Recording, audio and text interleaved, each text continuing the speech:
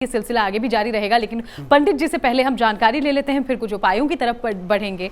तो इस नवरात्रि के दौरान पंडित जी देश भर में लोगों ने व्रत रखे, अलग अलग तरीके से कलश स्थापना हुई, माँ की पूजा हुई और अभी भी ये सिलसिला चल रहा है। खास तौर पर अगर पूरी इन तमाम तिथियों को देखें, अष्टमी और नवमी ये दोनों तिथियां बहुत अहम मानी जाती है, जो कि इस दौरान जब हम बातचीत कर रहे हैं तो ये तिथि चल भी रही है।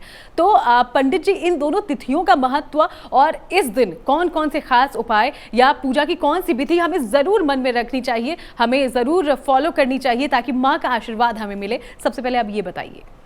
देखिए, नवरात्रि में जो 9 दिन होते हैं उसमें से हम अष्टमी तिथि को महाअष्टमी कहते हैं जी, और नवमी को महानवमी कहते हैं, क्योंकि तिथियों में अष्टमी और नवमी की भूमिका सबसे ज्यादा मानी गई है।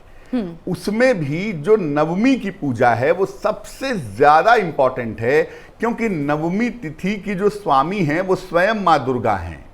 दूसरी बात यह है कि अगर इसको हम नवरात्रि के परिप्रेक्ष्य में देखें तो नवमी तिथि की रात को ही ऐसा माना जाता है कि महानवमी की पूजा होती है और भगवान राम ने नवमी की रात को देवी की शक्ति पूजा की थी, जिस शक्ति पूजा के बाद अगले दिन उन्होंने रावण का वध किया था। तो नवमी तिथि बहुत ज्यादा महत्वपूर्ण है, अष्टमी भी महत्वपूर्ण है, लेकिन नवमी सर्वाधिक महत्वपूर्ण है।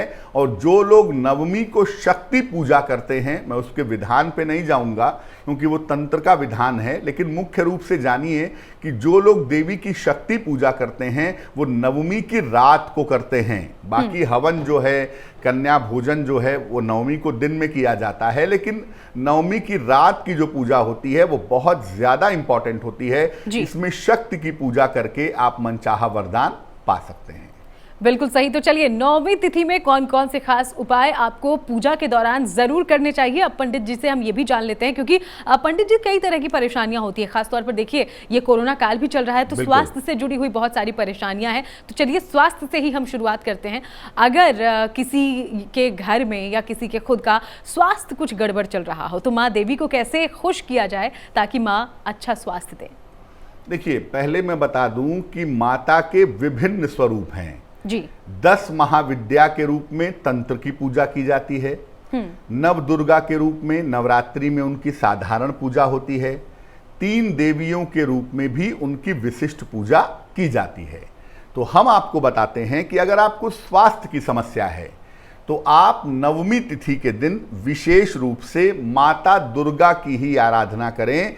जो माता सिंह पर सवार हैं, शेर पर सवार हैं, ऐसी माता की आराधना करनी चाहिए। कैसे करेंगे आराधना? रात के समय में करेंगे, उनके सामने घी का दीपक जलाएंगे और दुर्गा सप्तशती के 12वें अध्याय का पाठ करेंगे। ऐसा माना जाता है कि दुर्गा सप्तशती के 12वें अध्याय का पाठ करने से उत्तम स्वास्थ्य की प्राप्ति होती है। तो नवमी तिथि की रात को आप दुर्गा सप्तशती के 12वें अध्याय का पाठ कीजिएगा, इससे आपको उत्तम स्वास्थ्य की प्राप्ति होगी। आप चाहें तो किसी और के लिए भी पूजा उपासना कर सकते हैं, उससे निश्चित रूप से आपको वरदान प्राप्त होंगे।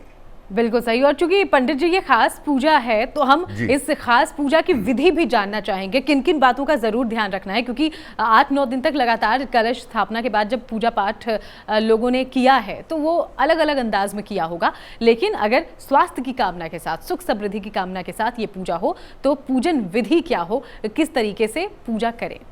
देखिए, देवी की पूजा में 3 बातें बहुत अहम हैं। पहला, पूजा का समय रात में होगा। नवरात्रि मतलब रात्रि की पूजा है, इस बात को बिल्कुल याद रखिए जी। दूसरी बात यह है कि जिस आसन पर बैठ करके पूजा करेंगे वो आसन लाल रंग का हो तो बहुत अच्छा है, नहीं तो आसन पर लाल रंग का कपड़ा बिछा लीजिएगा।